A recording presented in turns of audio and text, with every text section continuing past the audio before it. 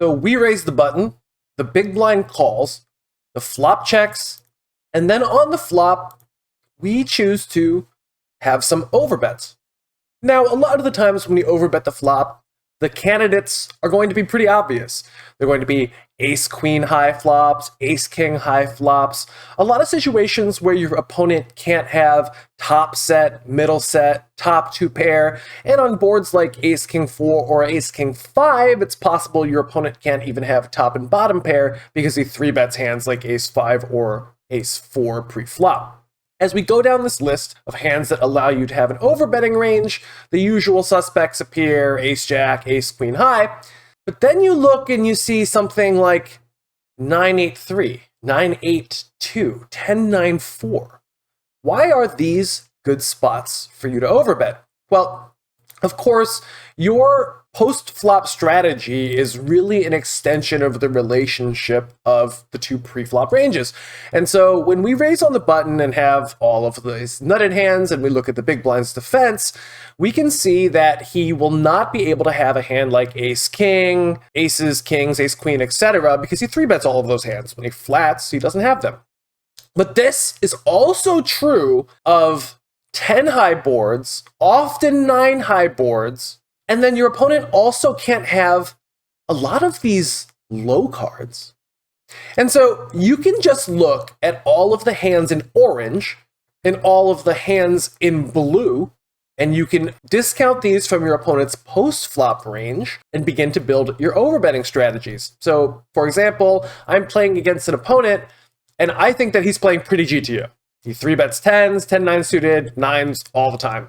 And he's going to fold a hand like 10-2 suited. Well, then now, when the flop is 10-9-2, I know that this is going to be a spot where my opponent's going to have difficulty having top set. He's going to have some discounted middle set, so he'll have bottom set. He doesn't have top 2. He doesn't have top and bottom, and he doesn't have mid and bottom. So this is going to be a spot where, like ace-king or ace-queen high, our opponent is actually nearly devoid of his near nutted hands. And so I bet when we check, ooh, overbets. So we can simply look at the pre-flop ranges and estimate how often and what boards we want to overbet on. So for example, we can now look at 10-9-4, which is going to be similar, also probably going to be an overbet candidate. Anything that has, a 7-2 and then a missing top set here is probably going to be pretty good. So 10-7-2, 9-7-2, these all might be some pretty good spots where we can begin to apply a ton of pressure on the flop. Yep, indeed. 9-7-2 is not a board that to the naked eye looks like a spot where we should begin to pile the money in, but as we can see, indeed it is. So we've already determined how do we figure out what boards we should overbet on. Just look at their pre-flop. Now, what hands do we actually overbet? So let's take a kind of innocuous board like 10-6-2, which is completely chosen by random, and I do not have other prepared solves around this board to show you. When we look here, obviously going to have an overbetting range. Here, this strategy loves mixing between multiple sizes, but this is pretty complex. Why is it that we like overbetting here? Well, let's say we overbet. What does our opponent's response look like? Well, they should sometimes fold 8s. They should almost always fold 7s, sometimes call a hand with ace-jack, sometimes call a hand like king-jack. And then here, 5-4, 8-9, 9-7, all of these gut shots to the nuts have to keep calling for board coverage purposes, lest they get run over on virtually every turn and river. We immediately can see that this is going to be somewhat of a difficult strategy for a lot of our opponents to naturally want to recreate.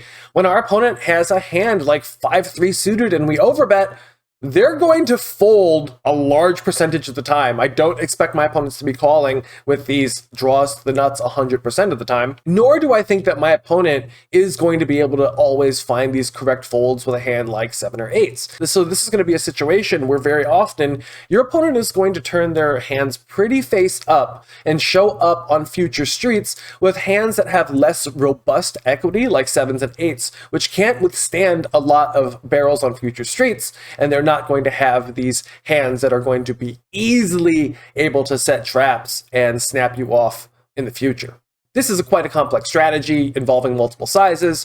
I've gone ahead and loaded up a model in PioSolver where I've actually only reduced this model to 2 sizes. Now, when we look originally at 10.6.2, it seems like the strategy earns 33.775 when we used mixed sizings like GTO Wizard recommends.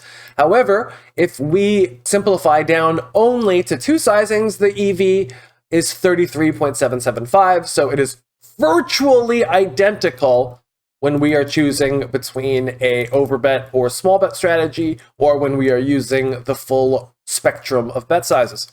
So how are we going to choose what hands we should actually overbet? Well, first, let's compare the EV between an overbet or a check, and we can see that when we have a lot of random hands like King 3 suited or Jack 5 suited, notice that the EV between overbetting and checking for a lot of these hands is quite similar, but there are some hands we definitely prefer not to overbet, such as Ace Jack suited, Ace King suited, Ace 9 offsuit.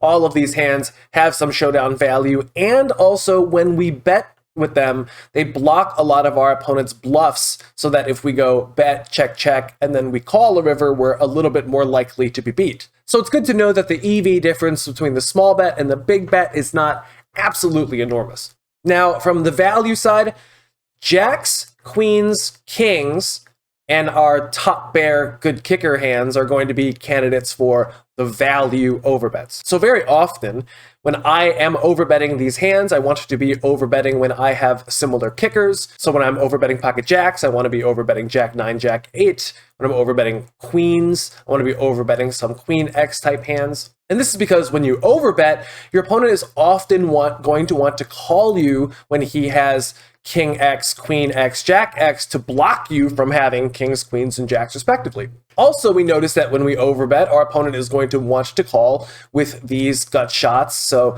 9, 8, 7, and 5, 4, 3 are going to be candidate hands for our opponent to want to call with. So indeed, we are going to have to find some system where we are betting our 9s, our 8s, and our 7s, and then our 5s, our 4s, and our 3s. Usually the best way to do this is the best version of whatever hand category you need to blast with is going to fall into an overbet. So I know I have to overbet some 5s here. Well, ace 5 is probably not the best hand to do that with because it actually can realize some equity. However, I do know I need to fire some jacks, and I do need to fire some 5s. So Jack 5 seems to be a pretty good candidate hand to do that. And if I'm going to do that, I'm probably going to want to overbet when I have the double backdoors instead of just the single backdoor. So you can immediately begin to filter some of the hand categories and realize, when I have nuts, hands that block my opponent's calling range to the nuts, and I have good double backdoor equity, these are going to be times where I'm going to want to consider an overbet in order to balance my low overpairs to the board. So again, this is a strategy that I think is really, really useful, really profitable, really exploitatively good because our opponents are not going to be defending with the correct hands. So hopefully that was a useful little primer on how we should begin to develop our overbetting strategies on a 10 high board. If you have any questions, please leave them in the comments below. This is Alvin Teaches Poker. Happy holidays.